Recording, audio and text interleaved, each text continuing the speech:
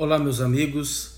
Neste vídeo de hoje estaremos falando um pouco a respeito da segunda vinda do Senhor Jesus Cristo e dos sinais que antecederão a segunda vinda do Senhor. Nós estaremos fazendo uma exposição do sermão profético que está no capítulo 24 de Mateus, mas como introdução eu gostaria de ressaltar algo muito importante. Uma das chaves para entender melhor a respeito da segunda vinda de Cristo é nós entendermos a primeira vinda de Cristo, porque é uma das maneiras como nós podemos compreender o futuro é olhando para o passado. Salomão disse em Eclesiastes capítulo 3, versículo 15, que o que é já foi e o que há de ser também já foi. Então vamos olhar para alguns fatos importantes que estão relacionados à primeira vinda do Senhor Jesus Cristo, para que nós possamos entender de maneira mais clara a respeito da segunda vinda do Senhor Jesus Cristo. E aí nós entraremos no capítulo 24 de Mateus, que é conhecido como Sermão Profético. Em Isaías, capítulo 9, versículo 6, nós temos uma profecia que diz: porque um menino nos nasceu, um filho se nos deu, e o principado estará sobre os seus ombros, e se chamará o seu nome maravilhoso, Conselheiro, Deus forte, Pai da eternidade e Príncipe da paz. Observe que nós temos nesse texto uma profecia a respeito da primeira vinda do Senhor Jesus Cristo, a respeito do nascimento do Senhor Jesus Cristo. Então, essa profecia, uma profecia messiânica, diz respeito ao primeiro advento, à primeira vinda. Mas observe o que diz alguns versículos antes dessa profecia a respeito do nascimento do Senhor Jesus Cristo. No capítulo 8, no versículo 19 em diante: quando, pois, vos disserem, consultai os que têm espíritos familiares e os adivinhos, que chilreiam e murmuram, porventura não consultará o povo a seu Deus? A favor dos vivos, consultar-se aos mortos? A lei e ao testemunho, se eles não falarem segundo esta palavra, é porque não há luz neles. Observe que alguns versículos antes dessa profecia messiânica, que diz respeito ao nascimento de Jesus, há uma advertência contra o ocultismo.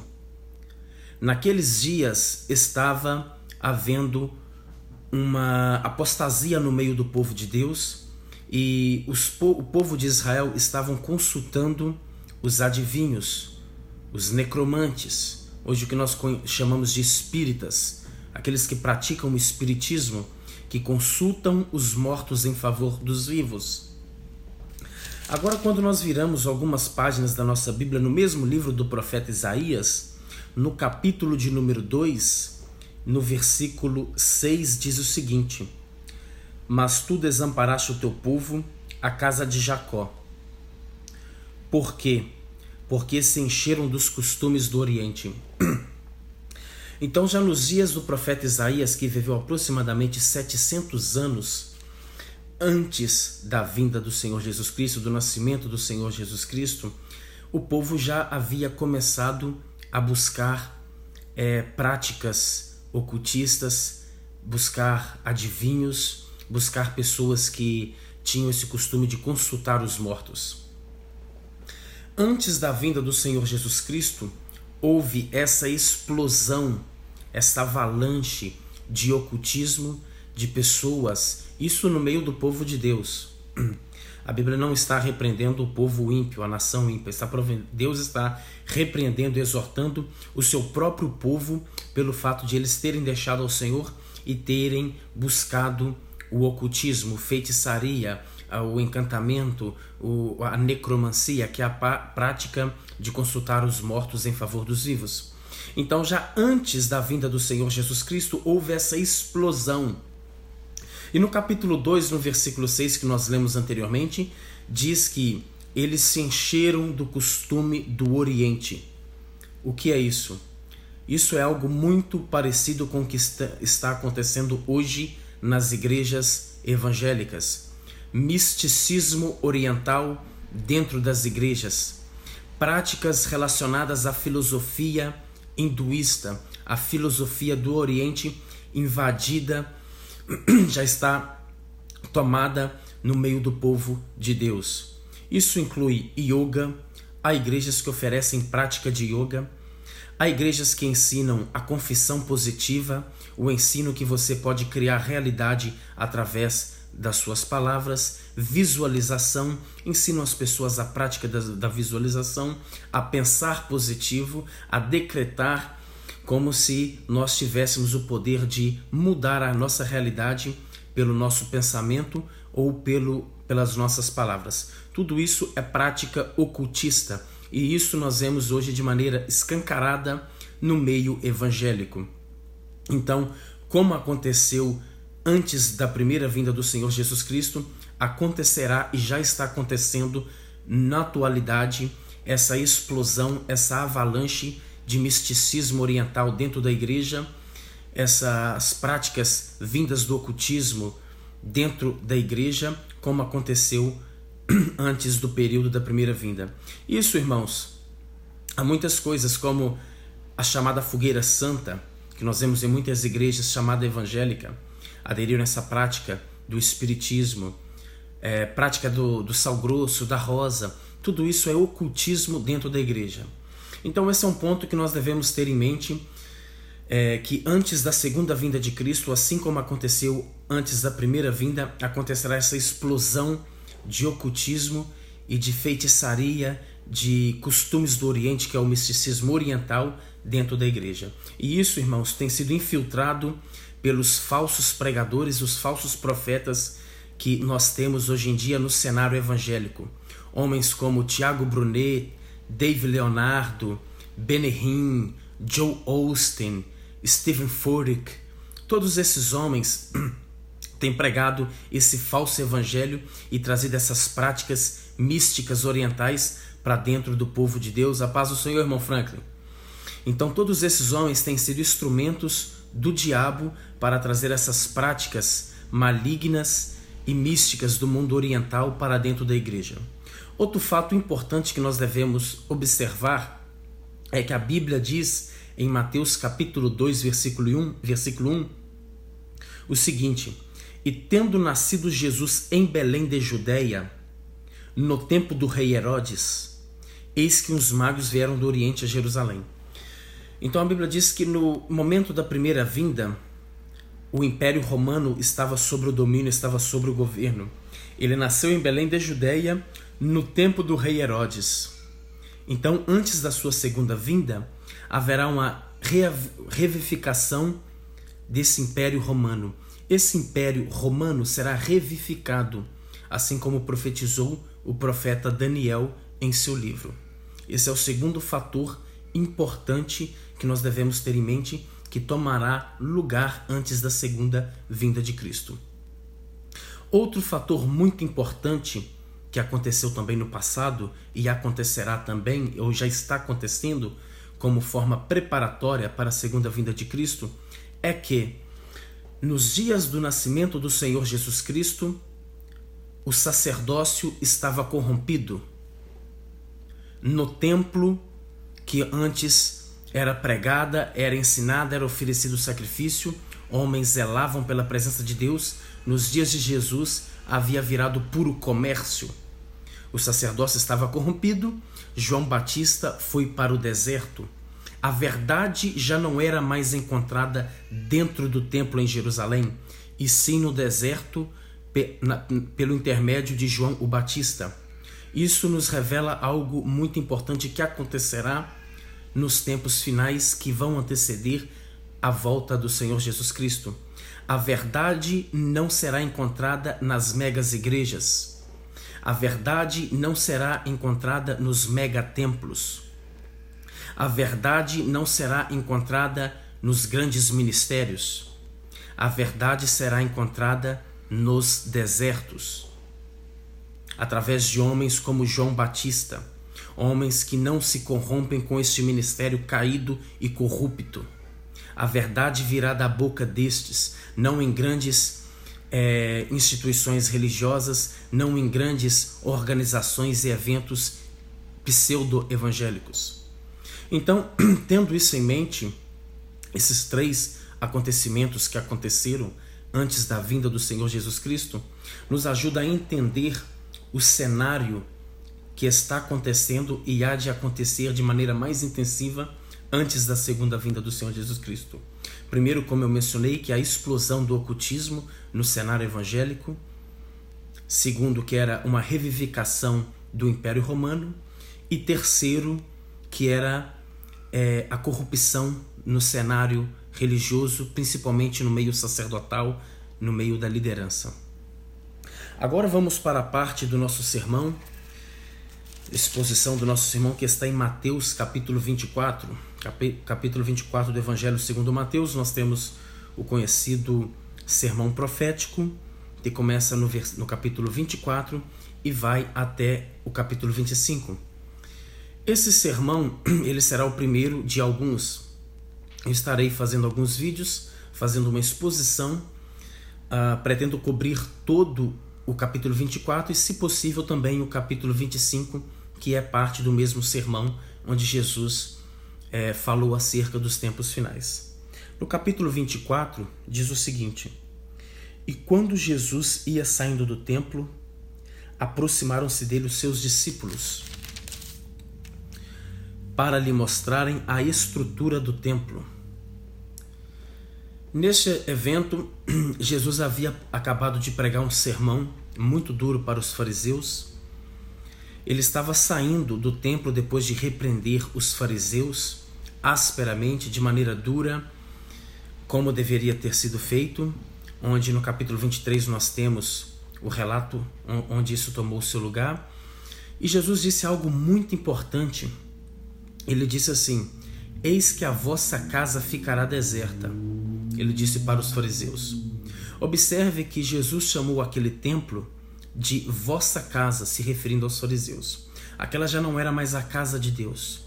Aquela já não era mais a casa onde o nome de Deus habitava, onde a presença de Deus se fazia manifesta. Não, mas era a casa daqueles líderes corruptos, corrompidos, aqueles homens religiosos que viviam de pura aparência exterior.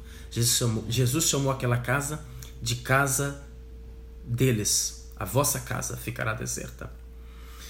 Então, aquela casa já estava abandonada pela presença de Deus e pelo próprio Deus. E os discípulos chamaram a atenção quando Jesus saía do templo para lhe mostrarem a estrutura do templo. Observe que toda organização religiosa ou toda igreja, ela vai mascarar com algo exterior aquilo que ela não tem no interior. Veja que templo, veja que ministério, veja que edifício, veja que liderança, veja que pastor, veja quantas almas nessa igreja. Eles sempre vão tentar mascarar com algo exterior, cobrir, disfarçar aquilo que eles não têm interiormente, que é uma vida santa, piedosa, com a presença de Deus. Jesus, porém, lhes disse: não vedes tudo isso? Em verdade vos digo que não ficará aqui pedra sobre pedra que não seja derrubada. Jesus disse que aquele monumento, aquele templo que foi reformado por Herodes, construído primeiramente por Zorobabel, que voltou do exílio babilônico, depois passou por uma reforma por Herodes, que era considerado uma grande maravilha daqueles tempos antigos, não restaria pedra sobre pedra. Jesus está decretando um juízo sobre aquele templo daqueles dias. Aquela casa que foi construída para honrar o nome de Deus, oferecer sacrifícios a Deus, já havia virado uma desonra, um local de profanação, onde o nome de Deus era blasfemado e onde a palavra de Deus era tida como comércio. Então ele dá uma sentença de juízo sobre aquele templo, dizendo que não ficaria só pedra sobre pedra. E alguns historiadores vão dizer que essa profecia se cumpriu literalmente no ano 70 depois de Cristo, quando o Império Romano invadiu, incendiaram aquele templo, e com o calor do fogo, todo o ouro daquele edifício, daquele templo, que cobria muitas paredes, que também era feito de muitos utensílios, eram feitos de ouro, todo aquele ouro derreteu e entrou por meio das pedras. E depois, quando o fogo cessou, o calor sumiu, muitas pessoas, muitos imperadores romanos começaram a vasculhar pedra por pedra em busca de vestígios de ouro. Então alguns historiadores vão dizer que essa profecia teve o seu cumprimento da destruição do templo, que Jesus disse que não ficaria pedra sobre pedra, teve o seu cumprimento literal no ano 70 depois de Cristo. E no versículo 3 diz o seguinte: e estando assentado no Monte das Oliveiras, chegaram-se a ele os seus discípulos em particular, dizendo: dize-nos quando serão essas coisas e que sinal haverá da tua vinda e do fim do mundo. A Bíblia diz que eles saíram e foram para o Monte das Oliveiras. Se você abrir a sua Bíblia no Evangelho de Marcos, capítulo 13, você vai ver que você vai ter uma noção do cenário que eles tinham. Marcos 13, versículo 3 diz o seguinte: e assentando-se ele no Monte das Oliveiras, defronte do templo, Pedro e Tiago e João e André lhe perguntaram em particular. Então observe que os discípulos estavam sentados no Monte das Oliveiras, defronte do templo. E aí eles fazem essa pergunta para Jesus: dize-nos quando serão essas coisas e que sinal haverá da tua vinda e do fim do mundo. Eles fizeram essa pergunta a Jesus porque Jesus havia decretado aquela sentença de juízo sobre aquele templo. E na mente dos discípulos, a destruição do templo, como como posso dizer, a reinstauração da nação de Israel, estavam tudo ligado a um só evento. Jesus, quando ele pregou o seu primeiro sermão no Evangelho de Lucas, no capítulo 4, quando ele leu o texto do profeta Isaías, que diz o seguinte, Lucas 4,16: e chegando a Nazaré, onde fora criado, segundo o seu costume, na sinagoga, e levantou-se para ler. E foi-lhe dado o livro do profeta Isaías. E quando abriu o livro, achou o lugar em que estava escrito: o Espírito do Senhor está sobre mim, pois que me ungiu para evangelizar os pobres, enviou-me a curar os contritos de coração. Jesus, quando ele abriu aquele pergaminho, aquele rolo, e leu esta passagem do profeta Isaías, observe que ele não deu continuidade ao versículo que diz que ele pregaria, proclamaria a liberdade, a abertura de prisão aos presos e a pregoar o ano aceitável do Senhor e o dia da vingança.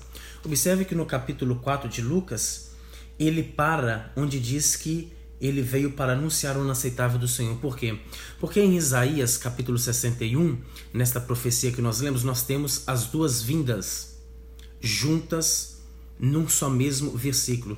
Então, quando Jesus pega esse rolo e começa a ler na sinagoga de Nazaré e para onde diz que ele veio para pregar o ano aceitável do Senhor e não dá continuidade dizendo a respeito do dia da vingança, ele estava querendo dizer no princípio do seu ministério que essa sua primeira vinda, essa sua primeira manifestação, somente tomaria em lugar todas essas coisas que ele havia falado, que o dia da vingança pertencia a um evento ainda futuro, que nós sabemos que é a segunda vinda, onde ele há de vir para vingar dos seus inimigos e trazer o reino de Deus à terra.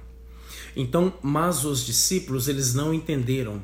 Na mente dos discípulos, eles viam todas as profecias messiânicas como que tomando lugar e acontecendo numa sequência de evento sem nenhuma interrupção ou sem nenhum intervalo entre elas. Mas nós sabemos que ele veio a primeira vez, cumpriu algumas de profecias e há de vir para cumprir muitas outras profecias que ainda faltam a ser cumpridas, que tomará o seu lugar na segunda vinda. Uma coisa que nos prova isso é Lucas 19, versículo 11, que eu estou dizendo, que diz o seguinte: e ouvindo eles estas coisas, ele prosseguiu e contou uma parábola, porquanto estava perto de Jerusalém. E olha o que a Bíblia vai dizer: e cuidavam que logo se havia de manifestar o reino de Deus.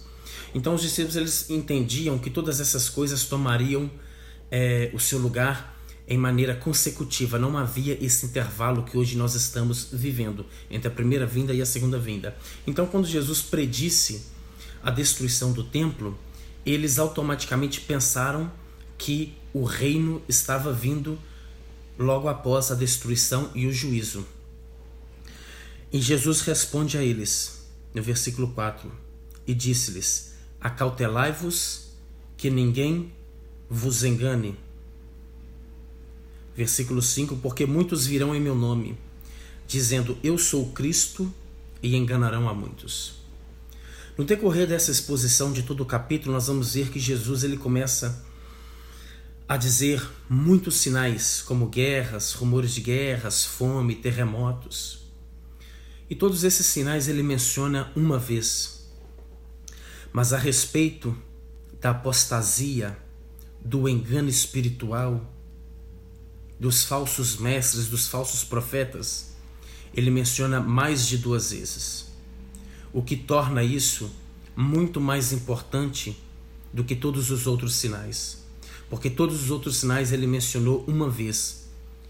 Isso não nega a importância, mas pelo fato de ele mencionar os falsos profetas, os falsos cristos, o engano religioso, a apostasia religiosa, pelo fato de ele ter mencionado isso mais de uma vez, torna isso muito mais importante que os demais sinais. Se alguém me perguntasse qual era o maior sinal da vinda do Senhor Jesus Cristo há uns anos atrás, eu diria que seria as guerras, os rumores de guerras, as doenças, o câncer, o aborto, a fome. Mas hoje eu vejo como o maior sinal do fim dos tempos os falsos líderes, os falsos profetas, os enganadores que vêm em nome do Senhor Jesus Cristo. E como diz Pedro, fazem mercado do povo de Deus, mercado, comércio. Vendem o povo de Deus como se eles fossem escravos. Vendem as almas que Deus pagou um preço alto por elas, como se elas estivessem à venda e como se elas não tivessem dono. Fazem do evangelho uma mercadoria, um produto, onde eles usam e abusam da fé de pessoas para extrair o seu lucro, para extrair o seu dinheiro. Esses são os falsos profetas que são precursores do anticristo. Esse é o maior sinal do fim dos tempos. E Jesus nos alertou, porque muitos virão em meu nome. Ele não disse que alguns, que poucos, que surgiriam uns. Não, mas ele deixou bem claro, muitos virão em meu nome. Está cheio desses homens no meio da igreja. Esses homens não vêm no nome do anticristo. Eles não vêm no nome de Dalai Lama, no nome de Mohammed. Ele vem no nome do Senhor Jesus Cristo, pregando o evangelho da prosperidade, pregando o evangelho corrupto para pessoas que não conhecem o verdadeiro evangelho. Quantas igrejas eu conheço nessa cidade aqui, de Nurque, que não têm os seus púlpitos cheios desses homens corruptos que vendem o evangelho do Senhor Jesus Cristo, pregam uma prosperidade terrena, pregam uma falsa esperança. Esses homens, eles não estão sendo influenciados pelo Espírito de Deus, mas sim pelo Espírito do Anticristo. Por isso a Bíblia fala que nós devemos testar os espíritos. E já está cheio, meus irmãos, cheio de falsos líderes. E uma das suas características é que eles sempre falam o que o povo, o que o rebanho quer ouvir. As mensagens deles são sempre palatáveis para o seu público. Eles só falam de bênção, só falam de prosperidade, só falam de coisas boas. Não pregam contra não pregam a santidade de Deus, não pregam contra o pecado, não pregam contra a respeito da vinda do Senhor Jesus Cristo, mas sim sobre coisas efêmeras, passageiras, coisas terrenas, momentâneas. Suas mensagens são doces, são agradáveis, como nós vemos muitos desses aí que estão em evidência, principalmente esses que estão surgindo no cenário de uns 5, 4 anos para cá no Brasil. Como já mencionei alguns nomes deles, Thiago Brunet, David Leonardo e muitos outros aí. Um evangelho que, se for colocado ao lado das Escrituras, não se fica de pé. A Bíblia diz que o próprio apóstolo Paulo era checado pelos crentes de Bereia quando ele pregava. A igreja conferia nas Sagradas Escrituras se a mensagem de Paulo tinha embasamento na palavra. Quanto mais nós não devemos checar esses falsos líderes que estão subindo nos púlpitos e disseminando um falso evangelho e enganando a muitos. E Jesus disse: eles virão dizendo: eu sou o Cristo, eu sou um apóstolo, um missionário, um enviado do Senhor Jesus Cristo.